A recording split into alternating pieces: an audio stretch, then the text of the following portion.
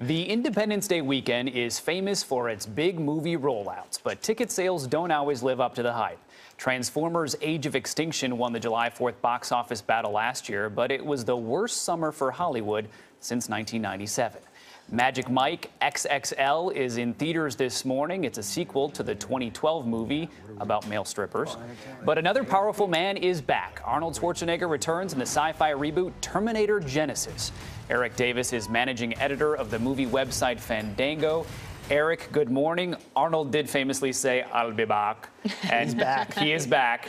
There is this crazy fight scene that is being called the fight of the summer. Tell us about it. It is, yeah. Arnold Schwarzenegger fights a 1984 version of himself. The special effects in this scene are fantastic. Wow. And yeah, it's awesome. It's an awesome scene. This is why you want to see this movie. If you're a Terminator fan, give it up. You're going. You have to see it. Arnold plays multiple versions of himself. This is probably my favorite Arnold Schwarzenegger role since he's returned to movies from being the governor.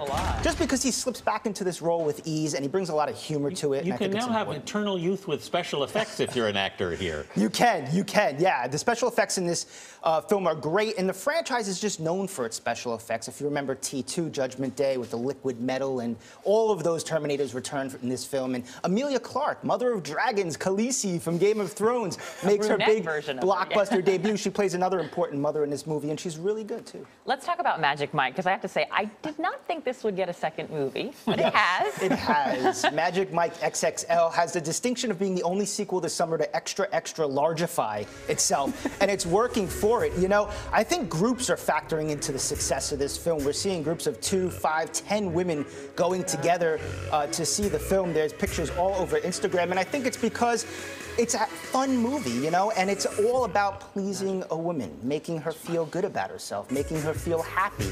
It's a no-brainer if you're going out with the ladies, and, you know, it's got some eye candy, a little bit. Do you see one of these two films we just talked about knocking off the current box office champs, Jurassic World and Inside Out? You know, it's going to be tough because there's like 4 of them going at it right now. Maybe Magic Mike XXL. It's already putting up big numbers, you know. I think the buzz on it is hot, so it could do well. But people Jurassic like World, strippers, apparently. People like strippers, you know, and it's just a fun movie. It's funny. My sister said to me, she goes, "I want less story, more dancing." I said, "That's what you have." Channing Tatum can really move. He is just an excellent dancer. Right. Let's talk about the family-friendly ones, though.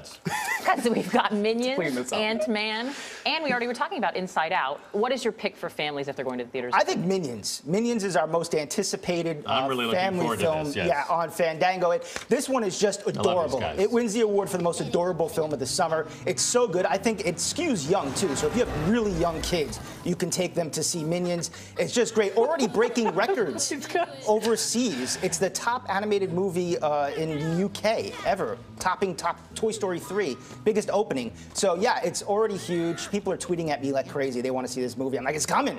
Minions is coming. What about Ant-Man, our latest superhero film? This is the latest from Marvel Studios, who bring the Avengers, and I really like this movie. I think this is Marvel's most family-friendly movie to date, so if you have young kids, you haven't introduced them to the Marvel Cinematic Universe yet, this is a great movie to take them to. Paul Rudd's terrific in it. It's about Marvel's tiniest superhero, and it might have the most amount of heart as well. And Michael Douglas, I talked to Michael Douglas about this movie when I visited the set. He said, "This is the movie that finally makes me cool because my son is excited about it."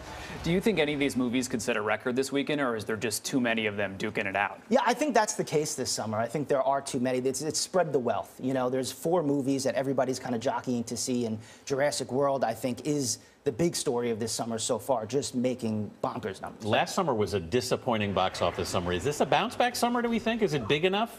I definitely think it's about the best summer. Yeah. I mean, just starting right off the gate with Avengers, you had $1 billion box office moneymaker. Jurassic World is going to make $1 billion at the box office. So yeah, I mean, I definitely think it's a bounce back, and the movies are good too. What about Trainwreck? Because there's been so much promotion of this movie, and I know it's not one of the big 4, but she's hilarious. We just did a piece on her. I mean, yeah, this is the comedy of the summer, in my opinion. Really? I've seen this film, and I laughed and laughed and laughed. I like to say this is the movie that restores your faith in the rom-com because it's just so good. And Amy Schumer is is at the top of her comedic game right now. She plays a woman who can't commit to one guy, and then she meets a guy, played by Bill Hader, and maybe she can commit to him. LeBron James is in this film. This is his interesting. This is his big breakout role, and he steals every scene. He looked good in the trailer, I have to say. The guy is funny.